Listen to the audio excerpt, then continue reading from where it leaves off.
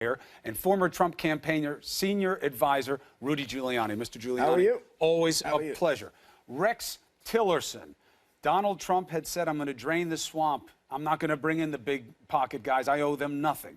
Russia has its head in our election. The intel community is always concerned. Now comes Rex Tillerson, big rich guy, Exxon Mobil, and friend of Vladimir Putin. Why should people be comfortable with this choice?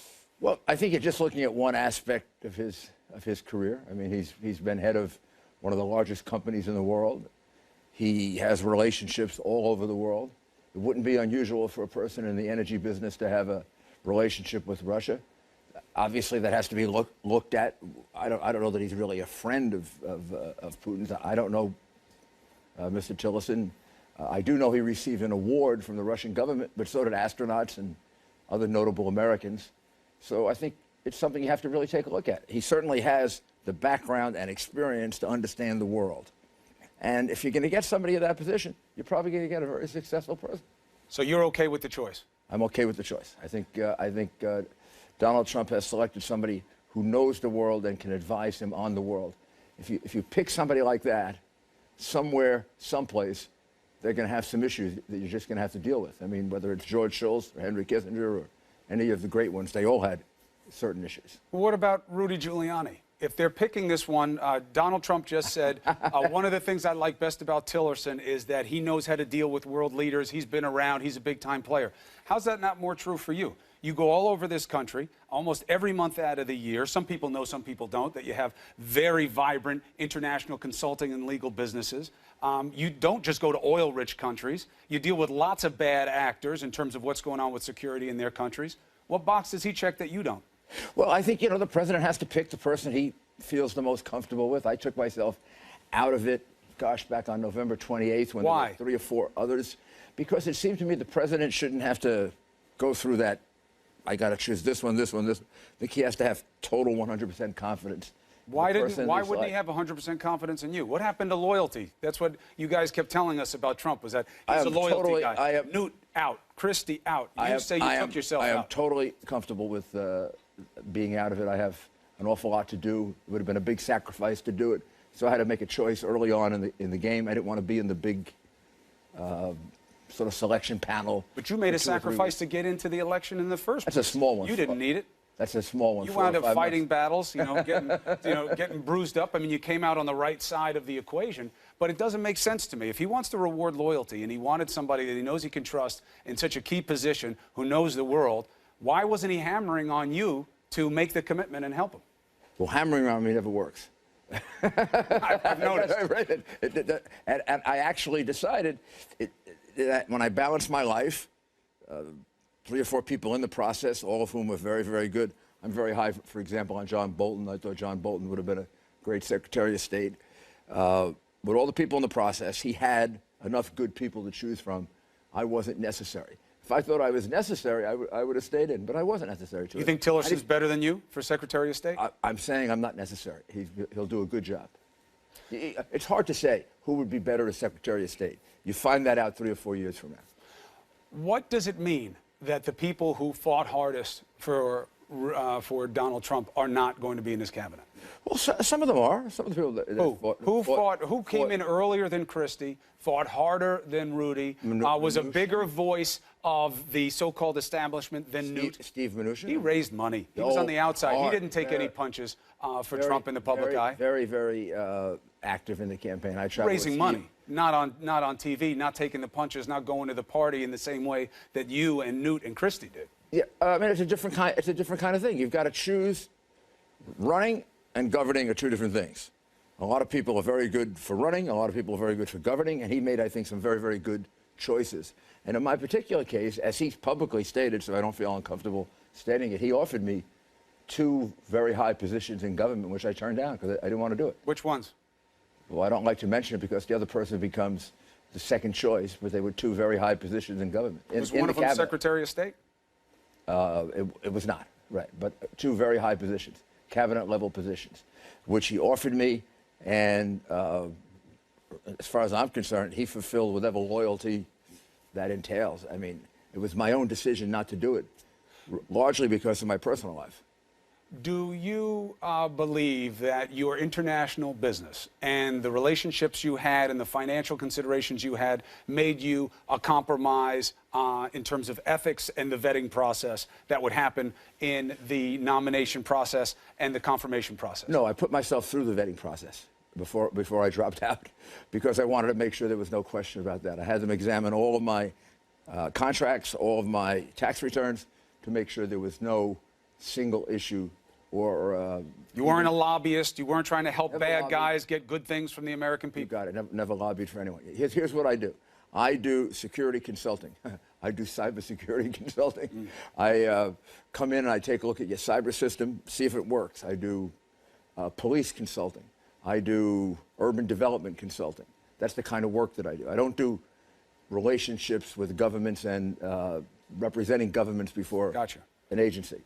I don't understand yet, but we'll leave it for today, why Donald Trump wouldn't have found a way to get Rudy Giuliani in there to help him on a daily basis, because you've been so important to him. But I get your explanation. I take it. And I want to use this time to get a couple other things I don't understand. Sure. One is just a fact question. This idea, it's become way too political. With your understanding of the intel community and what you hear from people, what you know, is there reason to believe that the RNC or emails of high-placed and influential people within the GOP might have been hacked by some of these Russian actors? Well, okay. The FBI says no.